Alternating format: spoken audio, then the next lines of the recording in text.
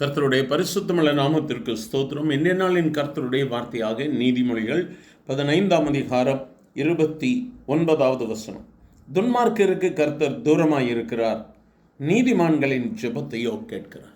நீதிமான்களின் ஜெபத்தை கேட்கிறார். எனக்கு அருமையான தேவ பிள்ளையே, நீதி செய்கிறவர்களுடைய ஜெபம் ஒரு நாளும் வெறுமையாக திரும்புவதில்லை. நிச்சயமாக அவர் பதில் கொடுக்கிறவராக இருக்கிறார். ஒருவேளை பல காரியங்கள் தாமதிக்கலாம், நாட்கள் கடந்து செல்லலாம். ஆனால் நாட்கள் கடந்து செல்வதன் நிமித்தமாக கர்த்தரின் ஜெபத்தை கேட்கவில்லை என்று சொல்லி அர்த்தமல்ல. கர்த்தர் ஜெபத்தை கேட்கிறவர். நம்முடைய ஜெபத்திற்கு அவர் பதில் கொடுக்கிறவராக இருக்கிறார். செம்மையானவர்களுடைய ஜெபம் அவருக்கு பிரியமானது என்று சொல்லி நாம் வேதத்திலே வாசிக்கிறோம். ஆகவே எனக்கு அருமையான தேவ பிள்ளையே, கர்த்தர் ஜெபத்தை கேட்கிறவர், ஜெபத்திற்கு அவர் பதில் கொடுக்கிறவராய் இருக்கிறார். நம்முடைய ஜெபத்தை அவர் தள்ளுகிற தெய்வம் அல்ல. யோவான் எழுதின சுவிசேஷம் 9:31 சொல்லுகிறது, பாவிகளுக்கு தேவன் செவி கொடுக்கிறதில்லை என்று அறிந்திருக்கிறோம். ஒருவன் தேவ பக்தி உள்ளவனாயிருந்து அவருக்கு சித்தமானதை செய்தால் அவனுக்கு செவி கொடுப்பார். தேவன் யாருக்கு செவி கொடுக்கிறார்? தேவ பக்தி உள்ளவனுக்கு, அவருடைய சித்தத்தை அறிந்து செயல்படுகிறவனுக்கு கர்த்தர் பதில் கொடுக்கிறவராய் இருக்கிறார்.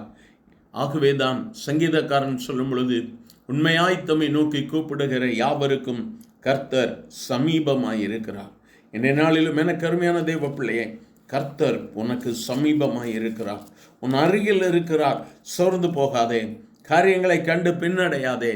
என் தேவன் எனக்காக எல்லாவற்றையும் செய்து முடிப்பார் என்கிற நம்பிக்கையோடு கூட ஆண்டவருக்கு நன்றி செலுத்தும் பொழுது கர்த்தர் நிச்சயமாக உன்னை மேன்மைப்படுத்துவார். The Lord is far from the wicked, but he hears the prayer of the righteous. எனக்கு அருமையானவர்களை, சங்கீதக்காரன் சொல்லும் பொழுது, கர்த்தர் என் ஜெபத்தை தள்ளாமலும் தம்முடைய கிருபையை என்னை விட்டு விலக்காமலும் இருந்த தேவனுக்கு ஸ்தோத்திரம் என்று சொல்லுகிறார். உன்னுடைய ஜெபம், உன்னுடைய கண்ணீர், உன்னுடைய ஸ்தோத்திரம் அவருடைய சமூகத்தில் இருக்கிறது. அவர் உனக்கு பதில் கொடுப்பார். பயப்படாதே. நன்மையான ஈவுகள் வரும். இது நடக்குமா? இந்த காரியத்தில் வெற்றி வருமா?